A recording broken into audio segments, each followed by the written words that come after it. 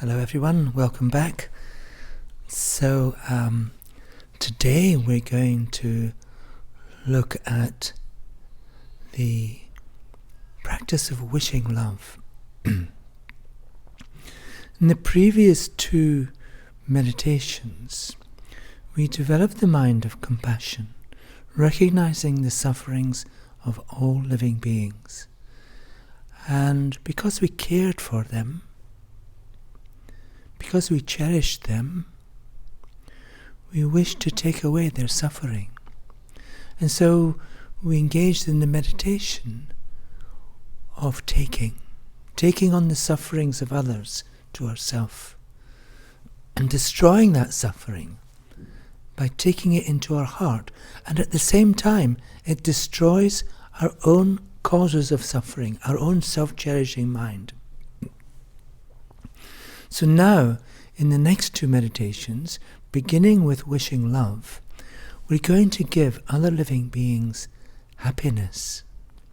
First of all, by developing the powerful wish for others to be happy, without exception. And then, from our heart, giving them happiness with the practice of giving. So, we develop universal compassion, and then taking. Now we develop wishing love and giving. So I'll read the pointing out instructions from Venerable Geshe-la, and then we can do single-pointed meditation.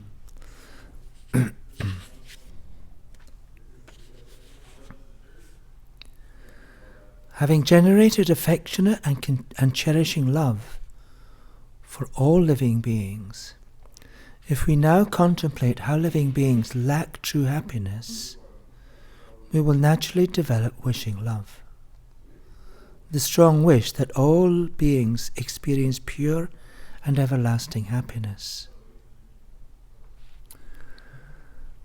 So we now contemplate how living beings lack true happiness.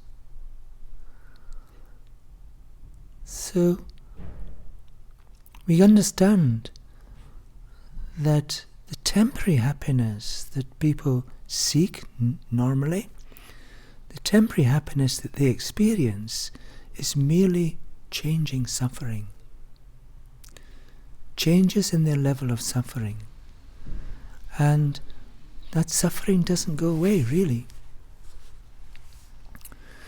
The more we have of the things, the more we consume and experience the things that we think make us happy, eventually we experience more suffering. So we develop this mind of wishing love, and so the intention is to develop the actual mental power to bestow pure happiness on all living beings. So what this meditation is doing is taking us from the ordinary person that we are towards the great enlightened being who has that power. So, as the preparatory practice, we recite the prayers for meditation while concentrating on the meaning as usual. And then imagining that all living beings are surrounding us. We're sitting very peacefully with all living beings surrounding us. And we contemplate. These living beings wish to be happy all the time. So if you think about from those who are close to you, through your acquaintances, to those you've never met, you're surrounded by all living beings, and you simply observe and you realize that every one of these living beings wish to be happy all the time. But they don't know how to accomplish this. They don't know how to fulfill this wish. The happiness they experience from worldly enjoyments is not pure happiness. It is just changing suffering. A temporary reduction of previous manifest suffering. And so we use all kinds of different things and experiences to reduce our previous manifest suffering. And that's all we're doing, we're reducing it, we're not destroying it. None of these countless living beings experiences pure and everlasting happiness. If the things that made people happy were true sources of happiness, they would find pure and everlasting happiness. They would be happy forevermore.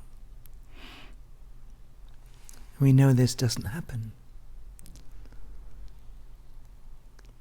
So, contemplating these points, we generate the strong wish that all living beings experience the pure and everlasting happiness of enlightenment. This wish is the object of our meditation. And we hold this wish without forgetting it. Our mind should remain on this wish single-pointedly for as long as possible. So this wish that all living beings experience pure and everlasting happiness of enlightenment is our object of meditation. So if we forget the object, if our mind fades or moves to something else, we immediately bring it back again, remembering that wish.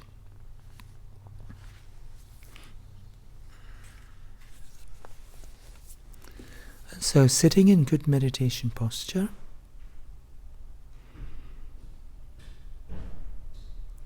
you can contemplate how all living beings wish for happiness, everlasting happiness, but they fail to find it because they do not know how to accomplish it.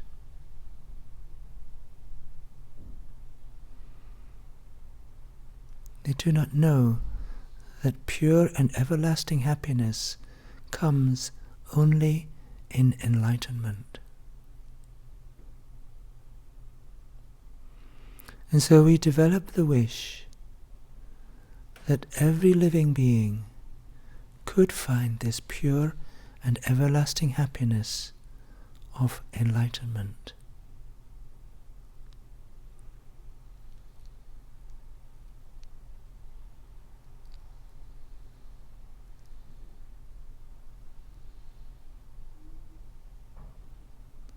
You can imagine the joy and blissfulness that they would all experience if they found enlightenment.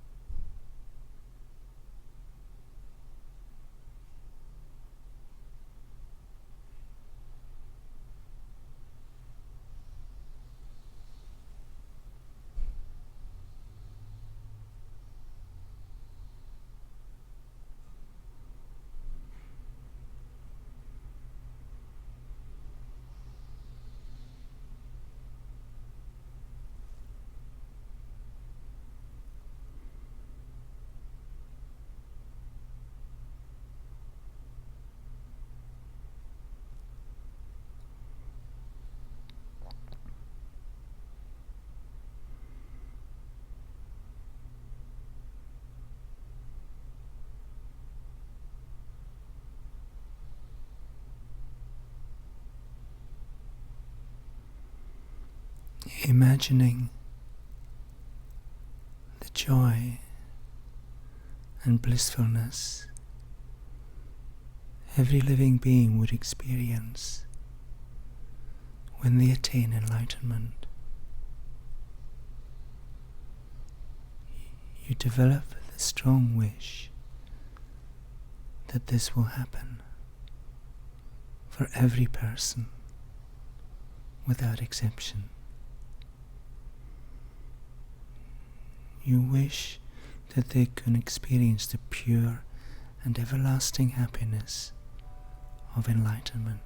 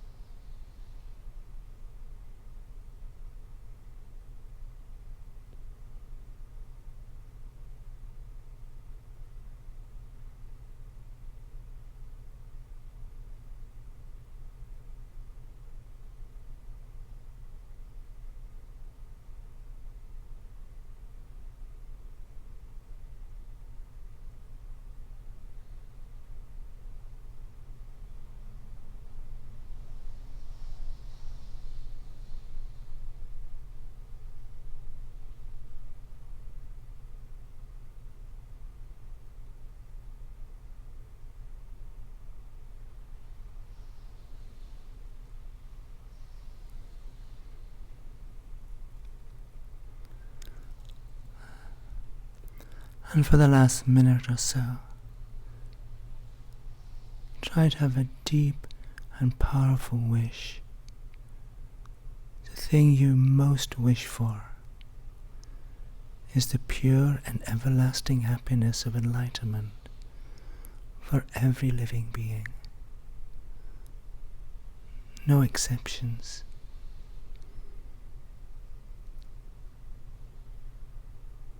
It's such a beautiful mind.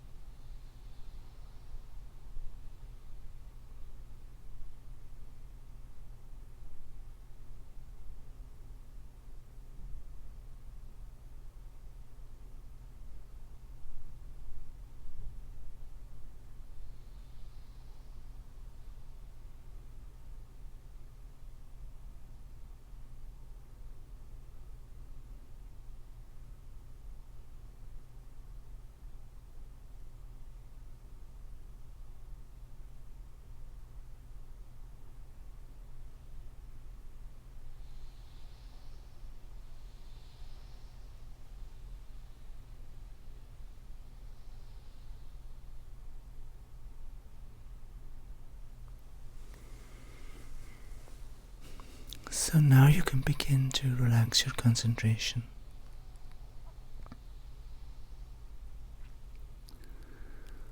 And when you're ready, you can arise from meditation.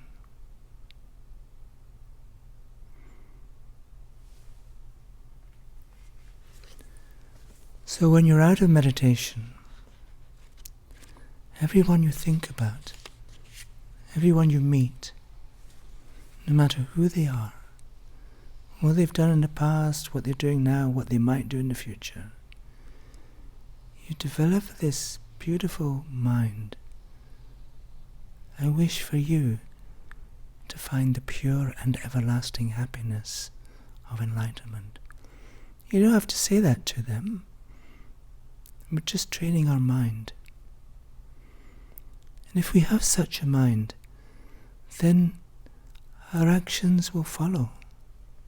You don't have to worry about it. So dedicate all the virtues you've accumulated from this meditation practice towards your realization of wishing love and the attainment of enlightenment for the benefit of all living beings, the attainment of your enlightenment for the benefit of all living beings. So during the meditation break, we always maintain our wishing love. And with this pure intention, we make prayers and dedicate our virtues for all living beings to find real and everlasting happiness. We should continually strive to improve our wisdom and compassion so that we can gain the actual power to bestow pure happiness on every living being. So thank you, and the next meditation is the meditation on giving. So I hope to be with you again for the next meditation.